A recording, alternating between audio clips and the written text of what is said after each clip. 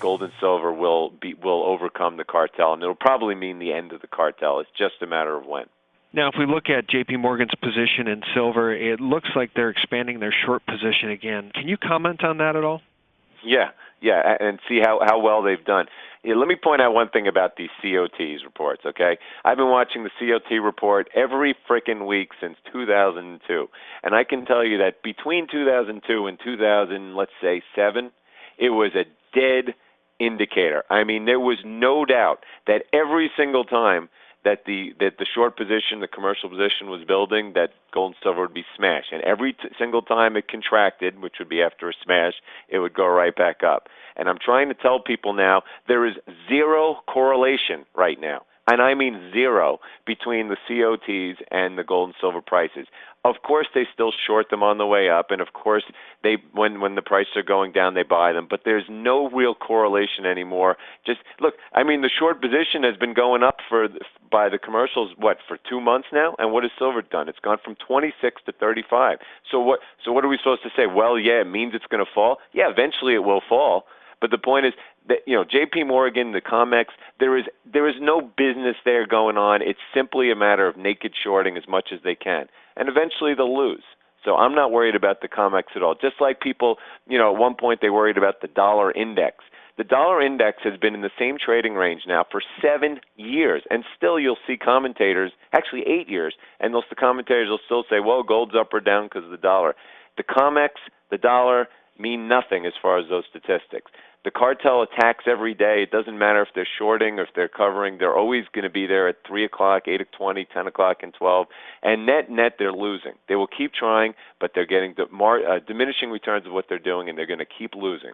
Well, Andy, you're absolutely on fire, and the reason we love speaking with you so much is because you're so knowledgeable and you cut right to the brass tacks. I mean, you don't beat around the bush. Let me ask you about something that's a little on the fringe, Andy. I've talked about it with others. Zero Hedge covered it briefly last week. We saw $6 trillion in bonds seized in Zurich by Italian police. Now, what was noteworthy to me about that, and Zero Hedge commented, and rightfully so, the fact that these $6 trillion in quote-unquote fake bonds were in these very uniquely patinaed, apparently authentic Federal Reserve chests. Have you been following that story at all? And if you have, can you give us your thoughts on it? Yeah, I follow every story, and I have a love-hate relationship with Zero Hedge because I feel that they are the best financial website in the world. The only problem is they don't seem to want to go to the most important issue of gold manipulation. But either way, yeah, I've been following that story. It's one of many true conspiracy stories, in that there's really no way of knowing exactly what's true and what's not. Yes, I was told it says that they were Chicago Federal Reserve containers where they were. That's probably the part I believe the most, because anything that has to do with the U.S. government and the Federal Reserve is untrustworthy. And if they did actually put another $6 trillion into circulation, what's the difference? They put $16 trillion into circulation in those secret loans we just found about. How many other trillions are out there that we don't know about? Well, I don't think we'll ever know exactly what happened there, but, that's the problem with paper money. You can make all of it that you want, and gold you can't. So at some point, all these shenanigans will end, and all the conspiracy theories will end, and we'll look up, and gold will be $10,000 an ounce, and the dollar will be crashed, and it won't matter how many treasury bonds they print. Okay, I want you to comment on this, too. The other night I was watching an episode of this new smash show I think it's on Nat Geo, called Doomsday Preppers. And one of the preppers in this particular show I was watching was worried about a worldwide financial collapse, or more specifically, a financial economic collapse here in this country. And at the end of that particular segment with that particular prepper, the graphic came up supplied by Nat Geo and a voiceover that says, the reality of a financial collapse in the United States, experts say, is highly unlikely. And then the graphic said that there's only $2 trillion, including all checking accounts, of money in circulation. You want to comment on that? That felt like an awful lot of misinformation to me at the end of that segment. Right. Well, I mean, who knows how much money's in circulation? And plus, the government can define it however they want. They can, they have M1, M2, the no longer M3, and then what I call M4, which is all the stuff they don't tell you about. And then they got all kind of semantic definitions. What is circulation, meaning is it actually a dollar bill versus digital? And again, anyone who's trying to give you numbers of what kind of money is out there probably has wrong information. I go to John Williams at Shadow Stats for the projected M3, which is probably about as close as anyone has out there. But then again, when you read that there's $16 trillion of secret loans out there, it's like, what's the point? All these years that the World Gold Council's been putting out their stupid central bank gold holdings, and and they make their supply and demand projections based on it, and then all of a sudden the Chinese will say, oh yeah, we own 1,100 tons instead of 600 tons. So the point is, all the numbers that are out there are fake. The fact is that there's enough overt printing of money by everyone to know that the ratio of gold to paper is out of whack. But who knows what the real number is? It's probably exponentially more than we know about. Before we wrap up, just a couple more points. When you mentioned John Williams, when I got into this doing videos, even just a couple years ago when I did the silver perspective, John Williams was talking about the inflation-adjusted all-time high in silver if you use the M3, M4 numbers of being about $456 an ounce.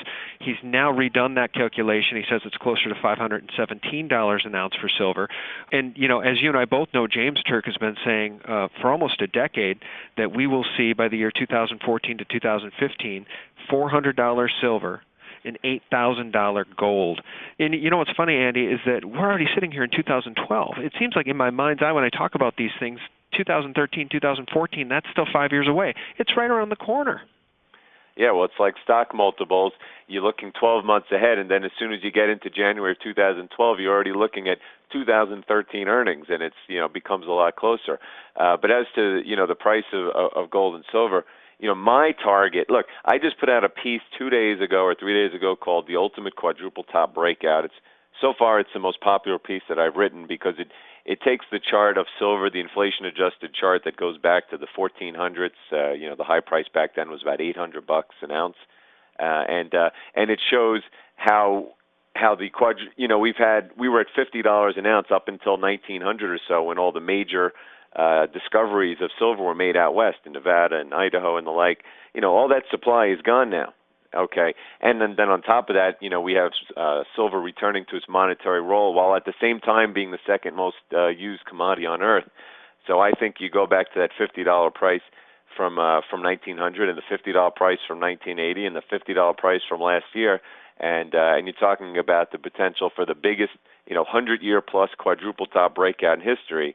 And I think it'll easily take it, just on technicals, something like that to the $800 price we had, 500 years ago when gold and silver were the only true money in the world. But that's just one way of looking at it. I just look at, I'm not the only person. Sinclair, Mike Maloney, and others have looked at just the overt money printing that we've seen, and again, just the overt part.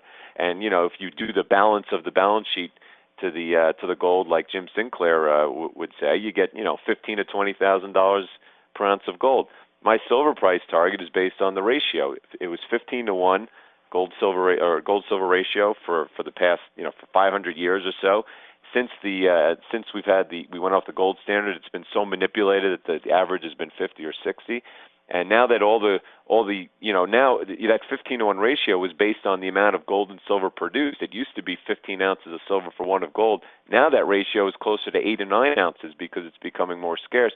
Plus all the silver is gone while all the gold is still there. So I think 15 to 1 ratio is a no-brainer for the future, and it could overshoot as low as 5 to 1 if you have a real shortage of silver. And therefore, with my gold price production, I get $1,000 to $4,000 price target for silver. Sometime, like you said, potentially not as far in the future as people would think.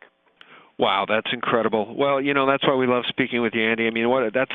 Talk about thinking outside the box. $1,000 to $4,000 an ounce price projection for silver is it sounds astounding, but if you've done the research, if you spent the time actually working the numbers, taking a look at the supply and demand issues and the paper suppression that we talk about endlessly, which is just so critical to understanding the big picture, it's realistic. And I know people think that's pie in the sky. It sounds crazy, but I'll tell you what's crazy is this government and governments around the world printing in perpetuity money out of thin air. Okay, last question.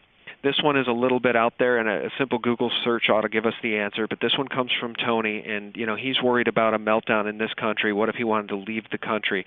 Are there any laws in place that would limit the amount or the ability of a person to take physical metals on an airplane to get out of the country? Well, I mean, of course, you have to declare, I think, $10,000 of currency on you, and there are differences in the declaration value because, I don't want to get this wrong, but I think if you have a $50 gold coin, then it can be called $50. But again, even if you're going to do that, taking a lot of golds out of the country on an airplane could be a bit dangerous. I do know one person who has told me he did that, and at some point a few years later, the feds were at his house asking him questions. So, it's if you're going to move out of the country, you have to really, really do your due diligence. I can't say I have the answers. I haven't thought of leaving the country, but there's, I can say that the controls against taking money out of the country are limited now compared to what they're obviously going to be in the future when things get really bad. Yeah, absolutely. And with the Patriot Act and everything else in place, due diligence is the key, because the last thing you want to do is show up in good faith at the airport, even if you just, let's say you're going to try to leave the country with $50,000 in gold. The last thing you want them to do is seize it and lock it up in a court case, because you'll probably never get it back. That's right. Well, Andy, thanks so much. Why don't you tell folks again how they can find your excellent work on the Internet? Let's get people linked over there right away. Right. You go to milesfranklin.com. In the front page in the top right, there's a box. You get in. I write 5 days a week for free, as does David Scheckman, the founder of our firm, where, this is what we pride ourselves on at Miles Franklin in education. And you can call me anytime or email at ahoffman@milesfranklin.com. Let's push a little further on that, Andy. Do you have a phone number people can call? Because I know that unlike some of the other online dealers, people don't put their orders through in electronic form at Miles Franklin. Sure. Well, if you want to talk to one of the brokers at Miles Franklin, you'd call 800-822-8080. But if you want to call me personally with questions, it's 720-350-4130. Yeah, you can't get that kind of access from AppMex or Gainesville or anybody else, guys. Andy Hoffman of Miles Franklin, thanks so much for your time. I mean, when I say I appreciate it, I'm understating it. We really all truly appreciate your expertise and the fact that you're in our camp on this thing. Because like I always say, we're all in this mess together. Yeah, absolutely, and the service that you're doing is equally important, Sean. Thank you. Geez, I'm blessed to even be a part of it. All right, Andy, until we speak again, thanks and take care. Okay, you too. Thanks for tuning in, and check out sgtreport.com for all the latest.